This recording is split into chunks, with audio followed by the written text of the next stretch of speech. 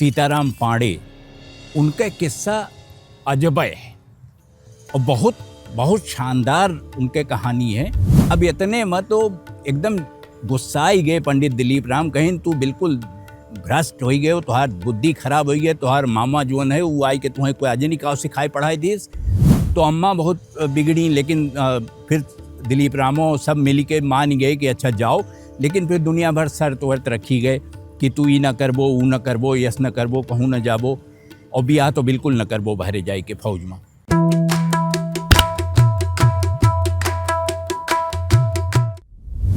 अवध पंच में सबका राम राम।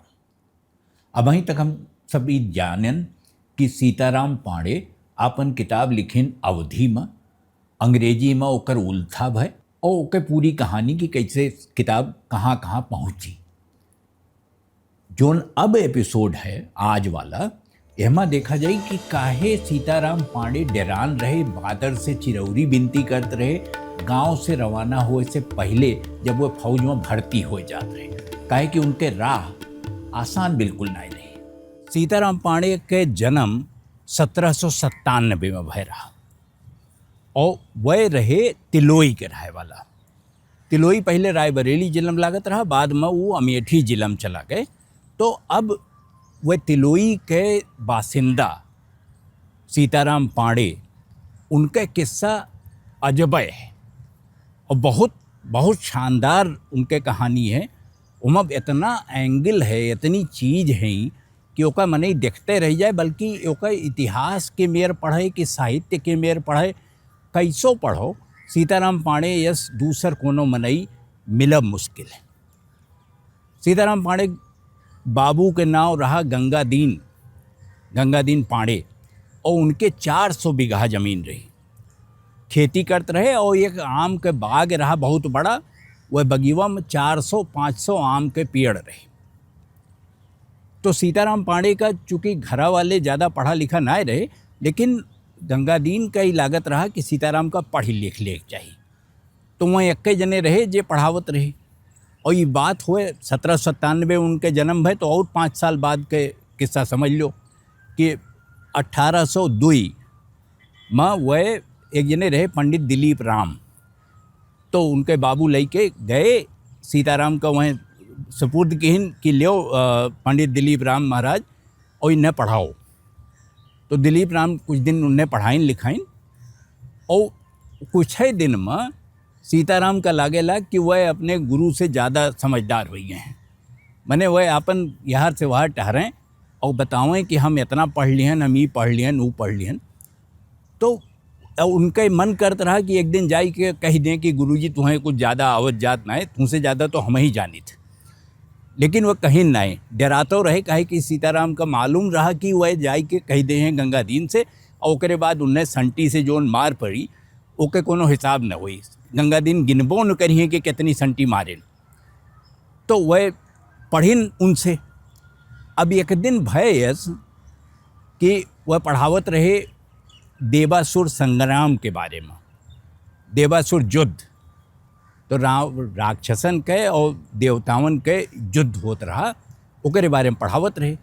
और उससे पहले ही भय रहा कि एक दिन सीताराम के मामा आए उनके घरे, और जब घरे आए सीताराम के मामा का नाम रहा हनुमान, और वह जोन है ईस्ट इंडिया कंपनी के फौज में सिपाही रहे। तो वह अपन लाल रंग के एक बढ़िया लंबा चोगा ऐस पहने, ओमा सोने के बटन और फुंदरा लाग ई कुल। तो सीताराम का बड़ा सुंदर लागी, बहुत अच्छा लाग। और इन्हों मन भय कि अगर हमहूँ सिपाही हुई तो हमरे वैसे सोने के फुंदरा उंदरा लाग रहा, तैसे लाल रंग के कोट रहा पहने रहे। लेकिन वो कैसे हो जात, वो तब होत जब सीताराम फौज में भर्ती होते। तो जोने दिन पंडित दिलीप राम सीताराम का पढ़ावत रहे देवासुर युद्ध के बारे में, तो इनके मुंह से निकल गए कि हमरो मन कर रहा था कि हमहूँ चला जाइए और फौज में सिपाही हो जाइए। अब इतने में तो एकदम गुस्सा ही गए पंडित दिलीप राम, कहीं तू बिल्कुल भ्रष्ट हो गए, तुहार बुद्धि खराब हो गई, तुहार मामा जोन है वो आई के तुम्हें कोई आज नहीं कहा सिखाई पढ़ाई दीस। और वह जाई के तुरंत गंगादीन का बताए दिन, गंगादीन अपनी मेहरारूक बताइन और दोनों जने मिल के इन्हें इतना गांसिन कि इनके हिम्मतें नहीं भाई दोबारा की बात करें। लेकिन हनुमान ताड़ी लिए रहे कि सीताराम फौज में भर्ती हुए चाहत, और वह यह मौका का हाथे जाए नहीं दे चाहत रहे। तो वह कहीं कि अच्छा हम जाते ही, उनके घर वहीं से और 40 मील दूर रहा, तो वह चला गए अपने घर, छुट्टी पाए रहे और कहीं लौटानी हम एक दाई फिर आई, अगर तुम्हार मन हुई तो हम तुम्हें साथे ले चलब। अब ये सब बहुत कोशिश की, कैसो मान जाए, सब क्यों नहीं मानत रहा। लेकिन अंत में इनके बाबू पसीज गए, गंगा दीने पसीज गए। उन्हें मन में एक आए विचार कि हमारे जो नहीं खेतवा उतवा है एक बहुत मुकदमा चलत है, और अगर हमार लड़का हमार बेटवा फौज में रही और ओकरी ओर से कोनो एप्लीकेशन आई जाई तो ओकर सुनवाई तुरंते हुई और फैसला हमारे हक में हो जाई। तो वह कहीं कि चलो जाए दो, एक जाए लड़का जाए चाहते तो ओकर फौज में भर्ती हुए दो। अब वो जब ये सुनी पाइन तो अम्मा बहुत बिगड़ी, लेकिन फिर दिलीप रामो सब मिल के मान गए कि अच्छा जाओ। लेकिन फिर दुनिया भर शर्त वर्त रखी गए कि तू ई न करबो, ऊ न करबो, यस न करबो, कहूँ न जाबो, और बियाह तो बिल्कुल न करबो बहरे जाए के फौज में। तो सीताराम कह दिन हम कुछ न करब, यस जोन तुहरे सब कहबो कुल करब, लेकिन हमें जाए दो। अब दिलीप रामो में एक ठो पेंच लगाए दिन, वह कहें कि जाए मुहूर्त जोन है वो 4 रोज बाद है, लेकिन यह 4 रोज में पानी नहीं बरसक चाहिए, बाकी सब ठीक। तो वह बेचारे तक्र सीताराम और रोज आई के नदी किनारे खड़ा हो जाएं, आसमान की ओर देखें कि बादल कहूँ छाए तो नहीं, कहूँ यस तो नहीं कि पानी गिर जाए और हमारे जब कुल पानी मिल जाए।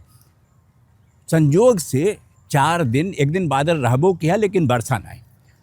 4 दिन बाद 1812 में सीताराम के मामा आए और 1812 में वह उन्हें साथे लेके निकल पड़े फौज में भर्ती करावे के लिए।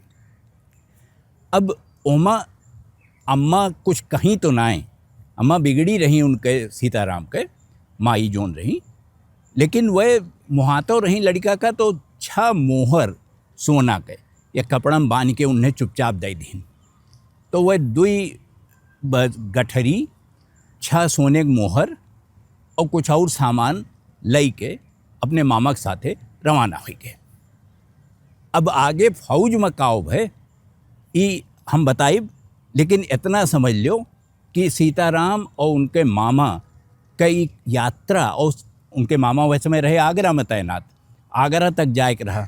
सोचो तिलोई से आगरा, और वहाँ राही में दुनिया भर समस्या रही, जानवर वानवर तो रहबे किए, ठग रहे जे मनई के लूटते नहीं रहे, मारी उडारत रहे, उन्हों से बचे के रहा। तो वो सीताराम का बहुत भरोसा रहा अपने मामा पे, उन्हें लागत रहा कि मामा रही हैं तो हमें कुछ न हुई। सीताराम पांडे कितनी मुश्किल से, ठगन से, पिंडारियन से जूझत कैसो पहुंच गए आगरा, फौज में भर्ती हुए। तो अब जोन अगला एपिसोड हुई ओमा बात की जाई कि सीताराम फौज के शुरुआती जोन उनके दिन रहा ओमा काव देखिन, काव समझिन और काव काव उनके साथे भय। तो वो अगला एपिसोड का इंतजार करो, तब ले अगोरो, तब तक खातिर राम राम।